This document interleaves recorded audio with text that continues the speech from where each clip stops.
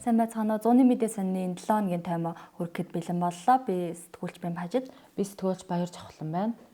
За манай даваа гарагийн дугаарын уламжлалт болонгууд байдаг. Тэрний нэг нь бол амьдралын тойрог. За амьдралын тойрог болонд маань Монгол Улсын гавьяа жүжигчин Ган Чимгийг өөрч оролцуулсан байгаа.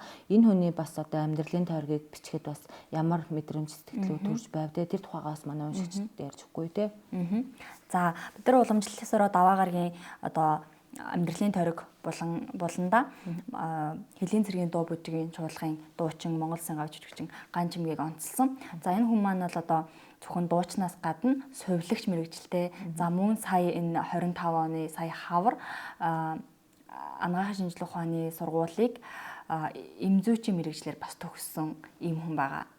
За тэгээд түүний энэ амьдралыг хуваалцаад ингээ ярилцаад бичиж яхад бол одоо маш их юм бахархсан одоо ингээд гайхах ч юм уу те айгүй олон тийм мэдрэмжүүд бол төрж исэн. Тэгээд ер нь бол айгүй тийм бүтээлч, нэлээд сониуч, өөрийгөө ямар нэг юм тийм сордог, тийм дайчин эмэгтэй санагдчихсэн.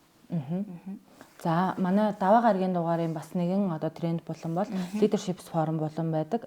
Энэ удаагийн манай leadership forum болонд маань Японы сургууль төгсөгчдийн Жугомо нийгэмлэгийн захирал сугарыг урьж ярилцсан байгаа. Тэр нь ер нь бол одоо Монголоос одоо Японы зах зээлд гарч бизнес хийхэд ер нь ямар хүндрэл бэрхшээлүүд тулгардیں۔ Тэгвэл тэр асуудлыг одоо хэрхэн шийдэх боломжтой юм бэ гэдгийг одоо энэ зөвлөө маань ярьсан байгаа. За манаас миний одоо мигмар гарагийн дугаарт бас 100-ны мэдээний зочин маань орсон байгаа тий. За энэ ярилцлагыг л та хийсэн. Тэгээд энэ ярилцлагын талаар хүргэл. За манай одоо мигмар гарагийн дугаарын зочноор болохоор одоо Казахстан улсад одоо Монгол улсаас очиж суурьшаад ингээд нөгөө улс төрийн нам байгуулад буй одоо Сэрэмбек гэдэг залууг онцлсан байгаа. Одоо түүний хувьд одоо юуны Казахстаны Мажилист болохоор одоо 6 судалтай ийм нам байгуулаад тэр Мажилист ийм 6 судалтай болсон. Тэгээд эдний нам бол одоо Казахстан улсад одоо нэг электрон тамхи буюу вебийг бүр ингээд бүр мөсөө хориглуулж чадсан одоо ийм хууль санаачилсан ийм залуу байгаа. Тэгээд тэрний хувьд бол одоо нөгөө Казахстанд маш олон төрлийн бизнес эрхэлдэг. Мөн тэгээд ийм 40 орчим насны хүмүүсийг ийм хамруулсан ийм нам байгуулснараа ийм онцлогтой ийм залуу байсан. Тэгээд түүний ярилцлагыг бас одоо онцолж оруулсан байгаа. За лавга гарагийн дугаарт улсын их хурлын гишүүн Саран чулууны ярилцлага гол материал болсон байгаа тий. Одоо яг намын даргын сумгаа ярьж байгаа энэ үед бас улсын одоо Монгол Ардын намын гишүүний хувьд бас ямар байр суурийг илэрхийлсэн бэ? За Саран чулуун гишүүн нь бол одоо сүүлийн хөгжлийн бэрхшээлтэй хүний эрхийн асуудал, за эрүүл мэнд, тэр дунд одоо нийгмийн эрүүл мэндийн одоо нийгмийн эрүүл мэнд, нийгмийн хамгаалал гэсэн одоо 3 салбарыг бол голлон анхаарч энэ салбарууд руу илүү төвлөрч ингээ ажиллаж байгаа юм. За тэгээд яг энэ намын даргын сумгааны энэ үед бол одоо яг намын даргуудыг маш шударгаар өрсөлдөж одоо мэтгэлцээний аргаар бас аялагчаа тодруулаасаа гэдэг энэ байр суурийг бас илэрхийлж байгаа юм байна. Манай сонины хувьд бас одоо 7 хоногийн 3 өдөр нь бүсийн мэдээнүүд оруулж байгаа. Энэ 7 хоногийн одоо мигмар гарагт болохоор хангаан бүсийн мэдээ орсон тий. Хангаан бүс юу н одоо бүсчилсэн хөгжлийнхөө хүрээнд яаж хөгжих боломж байгаа. Тэгвэл эдгээр ажлуудаас яг юу нь хэрэгжсэн байгаа ингээд бас чиний хувьд материалыг одоо бичсэн байгаа тий. Тэгвэл хангаан бүс юу н ямар боломж болцоо байгаа юм бэ? Энэ талаар бас сонирхолтой. За тэгээ бүсчилсэн хөгжлийн одоо зөвлөгөөнийг бол хангаан бүсээс хаварда эхэлж хийсэн байгаа. За хангаан бүс нь бол одоо ар хангаа, баян хонгор, өвөр хангаа гэсэн энэ аймагуд багтдаг. За Монгол улсын нийт хүн амын 9%-ийг бүрдүүлж идэг ийм бүс байгаа. За тэгээд хангаан бүсийн хувьд бол аялал жуулчлалын дэд бүс болгоно гэсэн зорилтыг тавиад яг энэ дагуу одоо ажиллаж байгаа юм байлээ. За мөн хангаан бүсийн одоо хамгийн том энэ давуу тал нь бол шинэ хорон хотын төсөл гэж ярьж байгаа юм байлээ. За манай Пүрэв гарагийн дугаарын болохоор одоо гол материалаар улс төр хууль хяналтынхны акцууд давхцаад байгаа тохиолдол гэдэг материал орсон.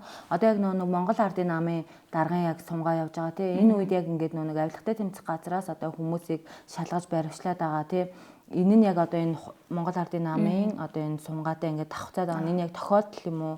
Эсвэл яг цаана ямар учир шалтгаан байгаа юм бэ гэдгийг бид нараас энэ онцлог улс төр гээд гол материалдаа бас ингэж хөндөж бичсэн байгаа. Мөн манай Пүрэв гарагийн дугаарын одоо онцлог материалаар улсын их хурлын гишүүн ярьж байгаа болонд маань одоо инх цэцэг гишүүн орсон байгаа.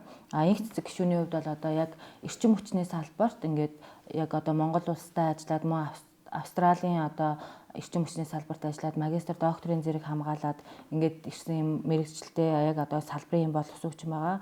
Гишүүний хувьд болохоор одоо яг эрчим хүчний тухай хуулийг хуулийг боловсруулах одоо тэр ажлын хэсгийн ахлагчаар нь ажиллаж байгаа. Тэгвэл одоо энэ хуулийн төслийн хүрээнд яг биднэрт ямар боломж гарах юм бэ? Тэгээ иргэд талаасаа яг одоо ямар боломжуудыг гаргаж өгөх юм уу? Энэ хуульд байгаа алдаа дутагдaltaй зүйлсүүдийг хэрхэн боловсруулсан ингээд энэ талаар бас ингээд ярьсан. Ингээд одоо яг одоо бусад улсын 800 гаруй хууль тогтоомжийг ингэж одоо уншиж судлаад ингээд одоо яг улсын хурлын чуулган завсарласан үеэс эхлүүлээд ерөөсөө амралтгүйгээр ажиллаж ингээ хуулиа боловсруулсан гэдгээ бас энэ үеэр ингээ ярьж илээ. Тэгээд ер нь одоо яг алдаа дутагдaltaй зүйлс нь юу юм? Цаашид одоо бидний яг засгийн газрыг хийж хэрэгжүүлэх ажил нь юу юм бэ гэдгийг бас нэлээд дэлгэрэнгүй ингээ сайн ярьж өгсөн байгаа.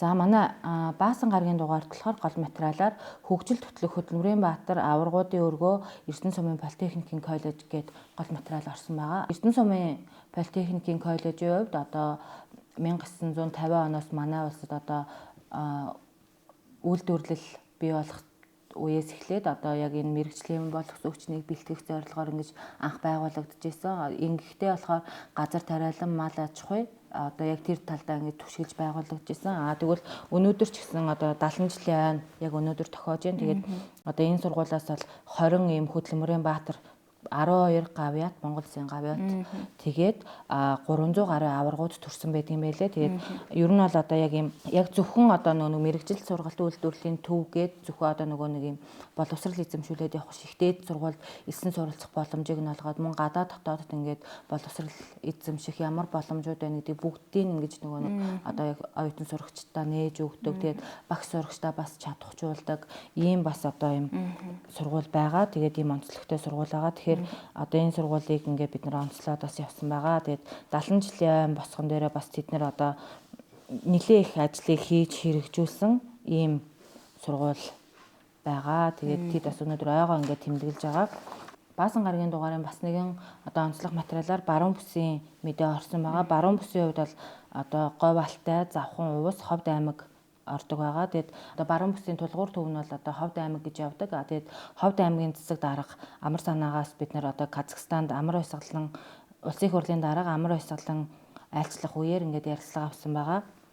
Энэ үеэр болохоор Дорнод Казахстан мууч хоорондын хамтын ажиллагааны санамж жижигт одоо Ховд аймгийн цэцэг дарга гарын үсэг зурсан. Энэ хүрээнд бол одоо Ховд болон Баян Үлгий зэрэг одоо Увус аймаг зэрэг одоо аймгийн иргэд бол одоо Казахстан улс руу мах экспортлох боломжтой болж байгаа мөлий. Ингэхдээ болохоор нөгөө нэг халаал аргаар одоо үйлдвэрлэсэн юм төхөөрсөн юм малыг экспортлох боломжтой болж байгаа мөлий. Тэгээ энэ сарын 23-нд одоо Ховд аймгийн иргэдийн төлөөлөгчдийн хурлын дарга нь бол одоо бизнес эрхлэгчтэй дагуулад Казахстанд очиж яг одоо байгуулах хоорондын одоо гэрээг байгуулах жаа гэтгсэн. Тэгээд энэ талаар бас ингээ ярилцсан мөн одоо яг Ховд аймаг ер нь Ховд аймгийг дагаад одоо баруун бүс ингээд хөгжих боломж байна. Ховд аймгийн хувьд бол одоо эрчим мөч болон одоо яг энэ аж үйлдвэр талдаа маш их хөгжиж байгаа. Одоо энийг дагаад юм хөгжих боломж байна гэдгийг бас энэ цэцэг дарга маань ярьсан байгаа.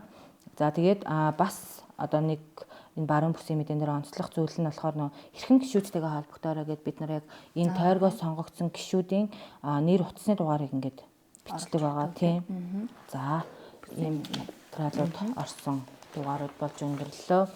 За бас энэ одоо амралтын өдрүүдээр ээлжид одоо номын баяр болох гэж байна. За тэгээ энэ номын баяраар мөн манайх бас шинээр хэвлэн гаргасан хэвлэлийн хуудаснаас 27 жил салаагүй зоригийн хэрэг гэсэн номоо бол бас худалдаалan борлуулах байгаа.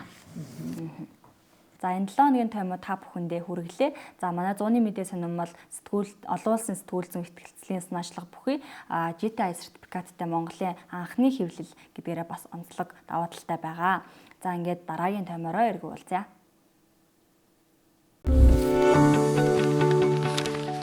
Зүүн түүчэлэх 100-ны мэдээ сонин цаасан хэвлэл болон цахим хэлбэрээр уншигч танд хүрч байна. Иргэдээ өмөөч өвчин. Үндэсний өдөр тутмын сонин 100-ны мэдээ.